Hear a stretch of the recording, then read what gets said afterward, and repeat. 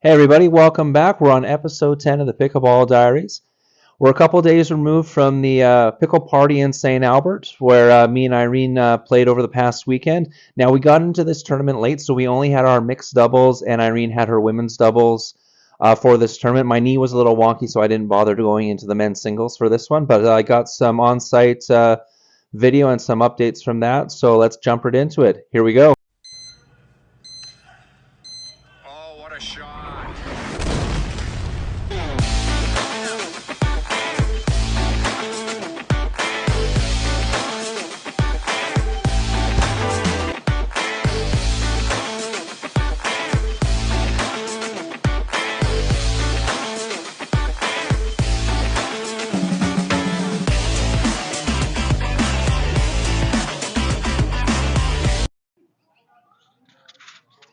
Hey everybody, we're here in St. Albert for the Pickle Party hosted by the St. Albert Pickleball Club. Irene and I just finished playing our 4.0 mixed doubles.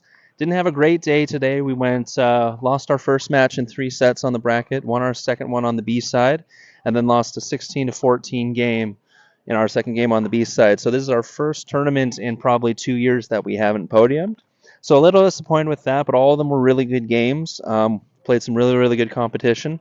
We'll go over it more in the recap for the end of the day and after the tournament's over, but we're going to come back here tomorrow, and Irene and Maya are playing in the women's 4.0, and hopefully they do really well then. All right, I'll check in with you guys later.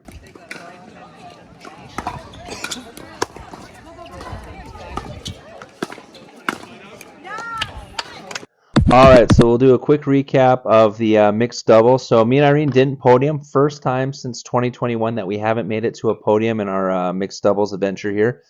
Our biggest takeaway from that was, now that I'm looking at it in retrospective, is that we couldn't keep ourselves positive. And that very first game we played, we beat the one team 11-2 in the first set, and we were rolling really well. Second set comes out, the other team makes an adjustment.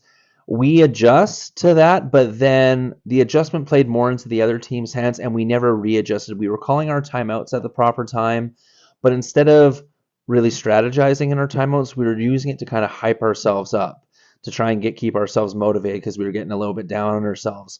So we ended up losing that set 11-9. It was still really close for that one, and then we ended up losing the third set 11-5.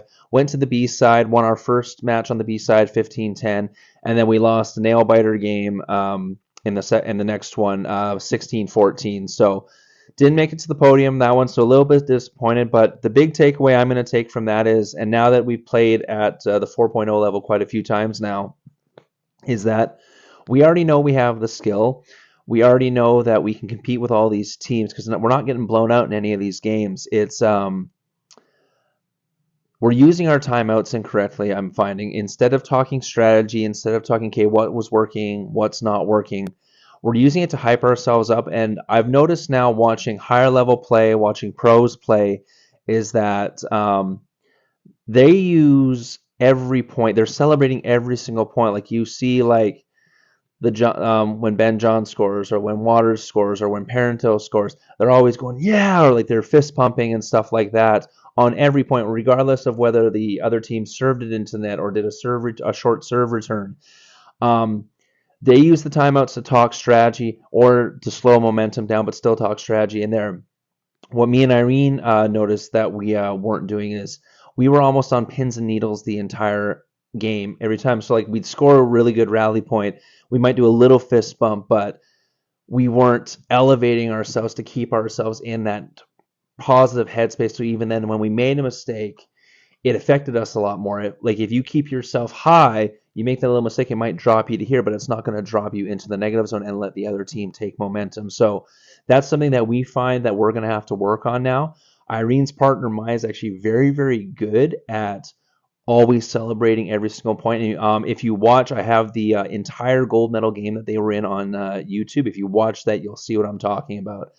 But yeah, going back to that, so what me and Irene are going to focus on, because our next tournament coming up will be the Alberta Provincials in Red Deer, when we got I think 2 or 3 weeks to prepare for that. So we're going to go back and work on our dinking game, work on our drills and stuff. We're going to play our drop-ins with our club and stuff like that. But And I was funny because we had a few club members there, and what I was saying to them after we got knocked out was, you might notice me even in just pickup club play, I might start celebrating a little bit more when I score a point because I'm going to try and beat that into my head and make it just a normal way of playing for myself. So that way I'm staying positive. So that way Irene does not have to worry about me getting down on myself. She can focus on her mental side of it. I can focus on my mental side, and then we work together for strategy. Because, like I said, we're keeping pace with all these teams. We're not getting blown out. We're always close. So our skill level is there. Now it's keeping ourselves up, fixing those small little mental mistakes, and then going from there. So my big takeaway from this weekend, like I said, even though it's disappointing not getting on the podium, that's going to happen as you move up. You're not going to podium every single time. The best thing that can happen sometimes is losing and then learning from your mistakes. So as long as you learn from or take a lesson out of not getting onto the podium, there's value to the trip. So biggest takeaway we're taking out of that is keeping ourselves hyped up in the game. That way, when we do call our timeouts, we can focus on strategy and what to work on. Because like that first game, we noticed a weakness in one of the players. That first set, we exploited it. 11-2, we won. So there's no reason we should have lost that game. Like, I have no problem with that team making an adjustment and then keeping it close, but we saw the adjustment, we slightly adjusted to it, but it played more into that other team's hands. So realistically, what we should have done then is when we call the timeout, instead of being, come on, let's go, let's keep the energy up and stuff like that, we should have been like, okay, our adjustment to their adjustment isn't working. Let's go back to do what we were doing before and exploiting that weakness. And then I'm pretty sure we would have pulled away with the victory, and we probably would have went a lot further in that tournament. So that's my big takeaway from that one, and we'll move on now to Irene and Mai's double match. All right, here we go. Hey everyone, we're here back in St. Albert for the final day of the Pickle Party hosted by the St. Albert Pickleball Club. Irene and Mai are just warming up right now. They're about to start their women's 3.0 division. It's going to be round robin. There's only 5 teams in it, so we'll see how they start going, and we'll update you from there.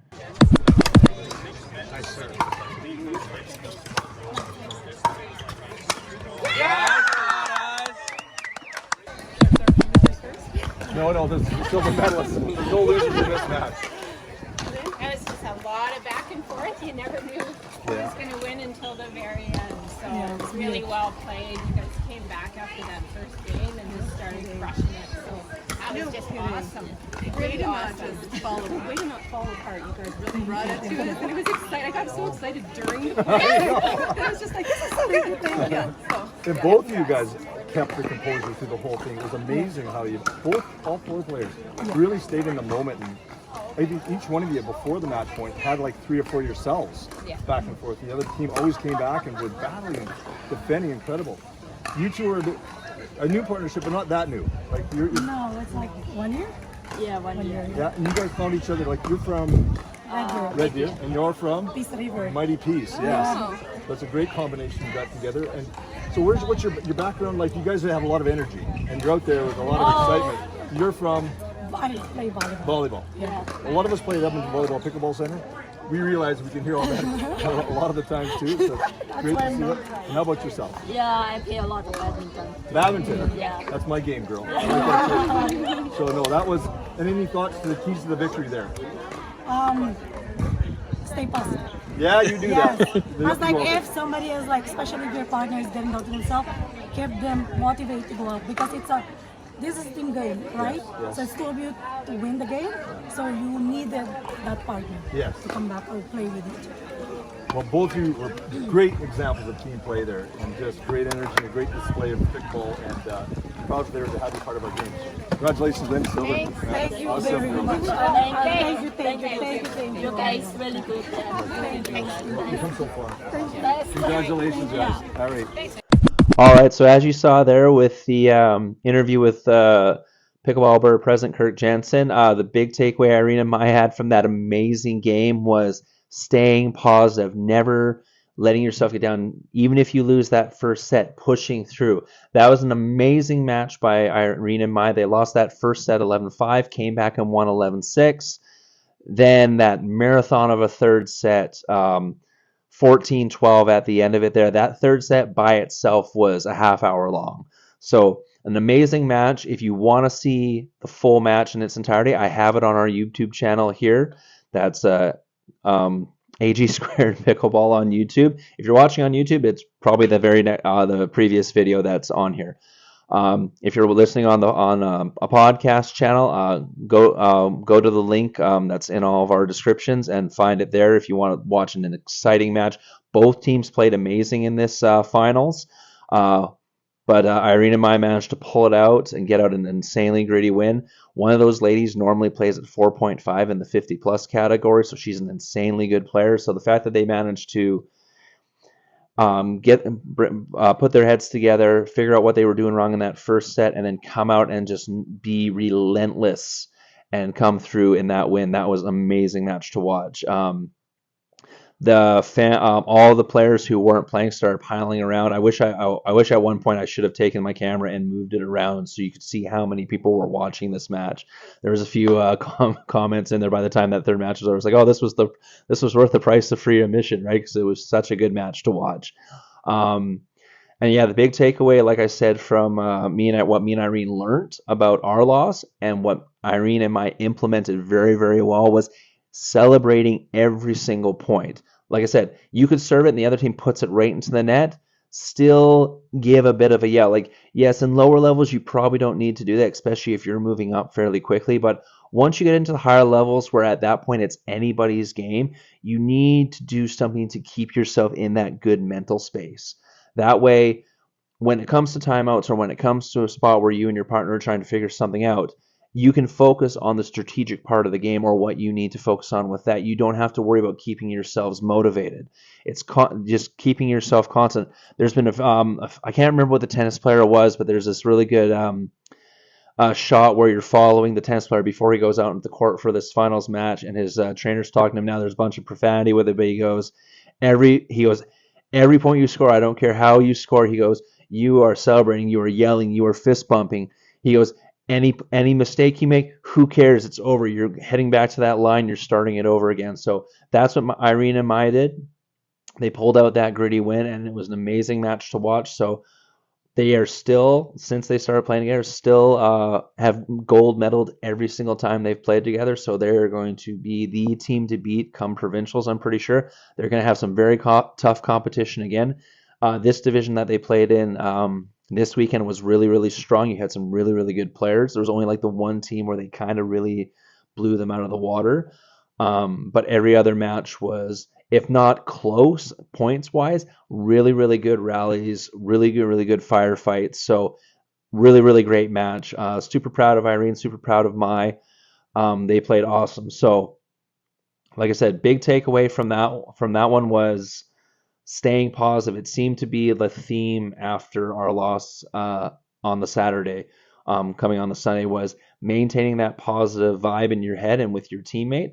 That way, your teammate doesn't have to worry about you being down yourself. You don't have to worry about your teammate being down yourself, or you can hype your teammate up. Like if your teammate makes an amazing shot, you get right in their face like, yeah, great shot, like stuff like that. So that's what I took away from this weekend. Like I didn't get a medal. Irene got gold. We had a few club members. Shout out to Daryl and Melina for getting silver in their 3.0 mix. Shout out to Nicole and her partner Aaron for getting gold in their women's division. So we had some medals for our Mighty Peace Club team. So that was great to see.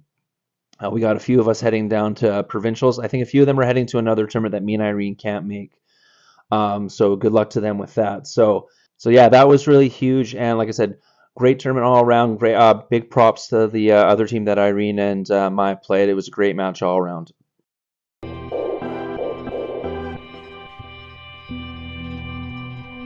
All right, getting into the tournament review itself. So starting with volunteers, great job by the volunteers. Pickleball Brackets was moving super quick.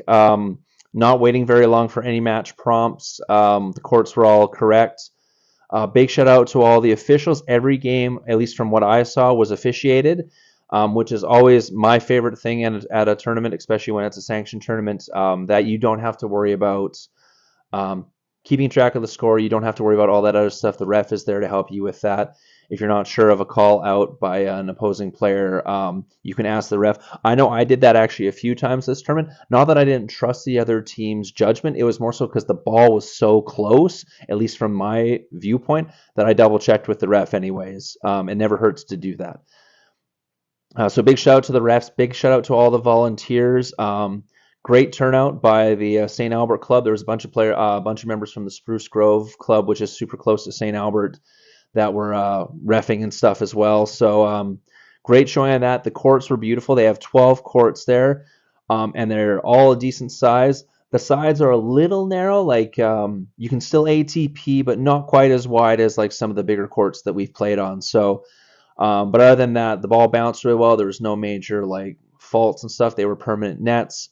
So all that stuff was really good. So if I'm going to give a rating for this tournament, like I said, we only played the mixed and Irene played the women's. And this was more so just because we got in late. I'd probably give this one 8.5, almost a 9, just because it was so well run. You can tell these guys have run this tournament before. All the games were refed by certified officials.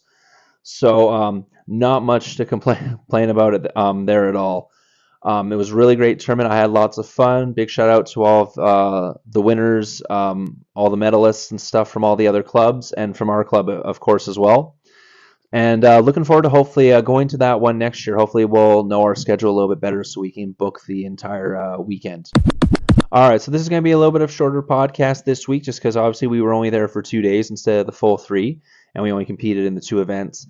Some quick Pickleball Canada stuff, that news that just dropped today, actually, as I was recording this, is that Pickleball Canada has partnered with Myoflex.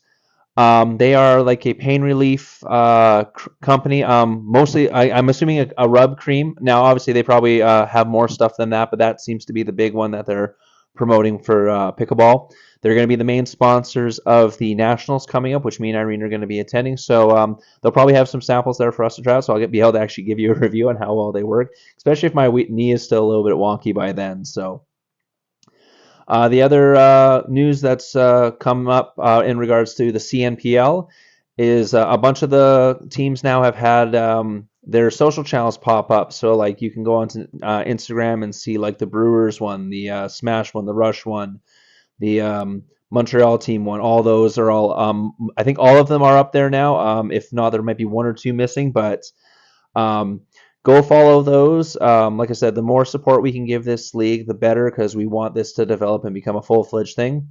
Don't forget, the first event for them is the last weekend in July. They're going to be playing in Guelph for their first Eastern Split event. If you're in the area, definitely go buy tickets and go watch it. I'm gonna take a guess and say it's gonna be really, really fun to watch. I'm gonna be watching it at home on their and watching their stream.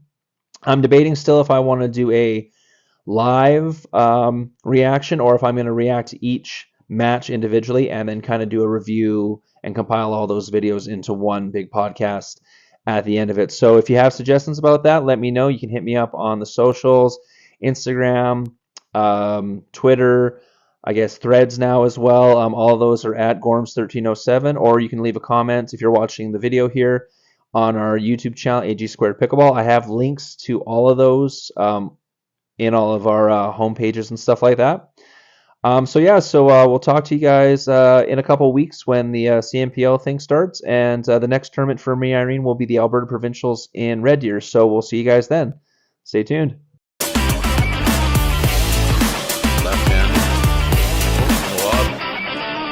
at that. What a way to end it with an overhead smash. And not just an overhead smash, but a jumping overhead smash by Irene. So Irene and Andrew from East River, Alberta, gold medalists.